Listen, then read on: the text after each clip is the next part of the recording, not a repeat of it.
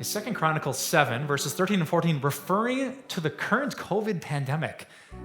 All right. 2 Chronicles chapter 7, 13 and 14 says this. The Lord said, when I shut up the heavens so that there is no rain, or command locusts to devour the land, or send a plague among my people, if my people who are called by my name will humble themselves and pray and seek my face and turn from their wicked ways, then I will hear from heaven and I will forgive their sin and will heal their land. Is that passage referring to the current COVID pandemic? And is the pandemic meant to bring the nations back to God? Specifically to that first question, my answer is no. Do I think that in 2 Chronicles chapter 7, God was speaking to the nation of Israel and he had the COVID pandemic in mind? My answer is no, and here's why. In the Old Testament, God had a special system for the people of Israel, the descendants of Abraham, where he had kind of gathered them as one special nation as his people. And he made these unique promises in the Old Testament that if they would obey him and they would follow his laws and keep his commands, he would physically and financially make them more prosperous than any other nation.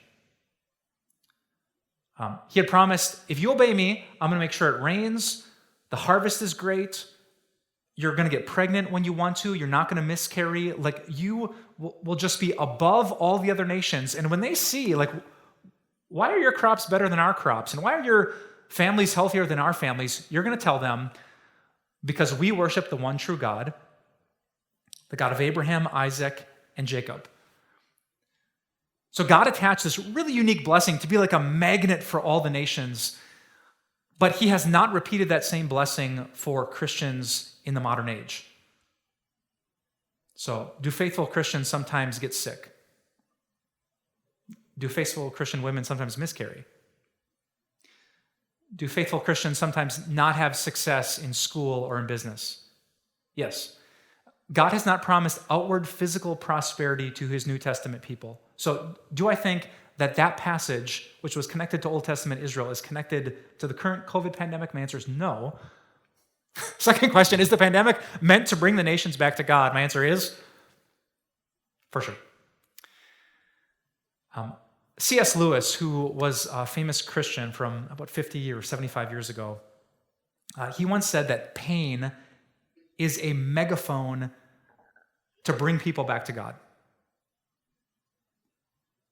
You know, sometimes when life is good, I'm getting good grades, I met the girl, oh my gosh, I got into college and a scholarship, and things are going well, my business is going up, I'm working like crazy, I'm making this money. Sometimes when life is good, it's really easy to forget about spiritual things.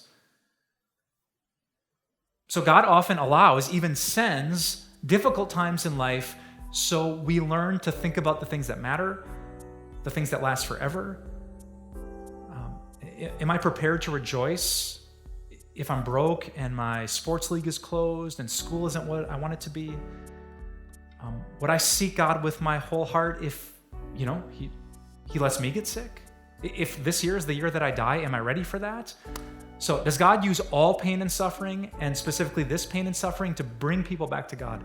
My answer is absolutely. Absolutely. 2 Corinthians chapter 12, the Apostle Paul talks about pain and suffering as a way that keeps people reliant on God, his grace, and his power.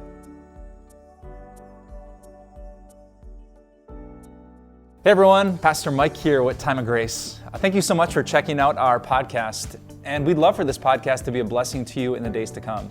So if you could share this podcast, subscribe so that every episode ends up in your feed, or just leave us a review, we would love more and more people to hear this message so that their lives can be surrounded and blessed by the grace of God. Thanks again, and have a wonderful day.